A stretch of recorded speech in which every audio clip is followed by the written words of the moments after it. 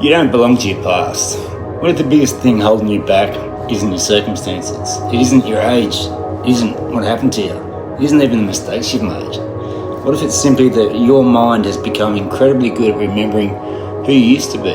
Think about that. We wake up in the morning before our feet have even hit the floor. The brain starts loading yesterday, the problems, the people, the bills, the arguments, the failures, the things we regret.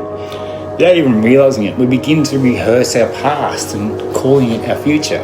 I recently listened to Dr. Joe Dispenza discussing something that stopped me. He talks about the idea that if we want to believe in a different future, we need to begin experiencing emotion associated with that future before it arrives. Now, whether you look at that spiritually, psychologically, or simply as a mental rehearsal, there's something incredible practical in that, because I know the opposite is true. I've lived it. For years, my circumstances dictated my emotional state. If business was good, I felt good. If somebody betrayed me, I was angry. If something went wrong, I reacted. If the world gave me chaos, I became the chaos. And eventually you realise that's not freedom. That's allowing the outside world to operate the inside world. So I started looking at it differently. And what if instead of waiting for life to give me a reason to feel calm, I practiced calm first? What if I didn't wait for success before feeling confident? What if I didn't wait for everything to be fixed before feeling grateful? What if I decided who I wanted to be before the universe actually arrived? It changes things because there's an enormous difference between fantasizing about a future and rehearsing the possible capable of creating it. You don't just visualize the business. You practice becoming the leader capable of running it. You don't just visualize a better relationship. You practice becoming someone who listens, pauses and responds differently.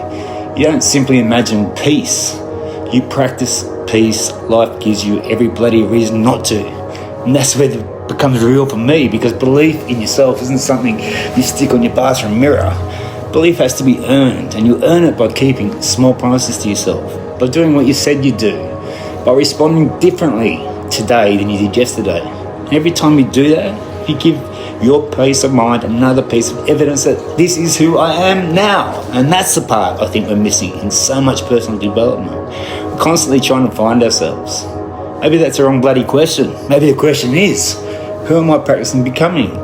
Because if every morning I rehearse fear gets stronger. If I rehearse resentment gets stronger. If I constantly tell the story of what happened to me, eventually that story becomes my identity. But if I practice awareness, if I practice stillness, if I practice gratitude, if I practice responding instead of reacting, something else starts becoming familiar. And eventually the future version of you doesn't feel like some imaginary person anymore. It starts feeling like you.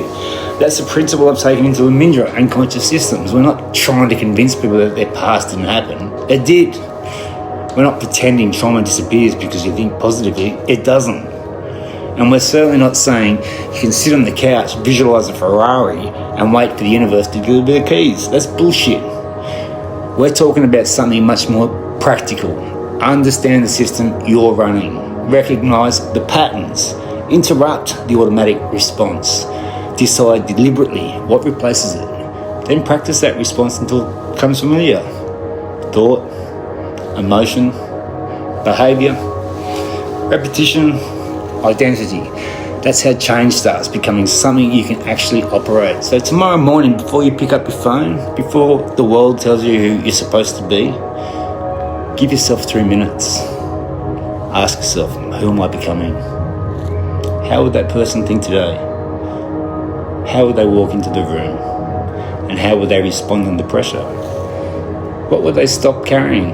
And most importantly, what is the one thing they would do today? Then go and do it. Not next week, not when you feel ready. Today. Because perhaps the future isn't somewhere you're travelling towards. Perhaps you're building it every time you choose not to automatically repeat your past. And when you understand that, you stop waiting for your life to change. You start changing the person who's creating it. You don't belong to your past. You belong to what you choose to become next. I choose me.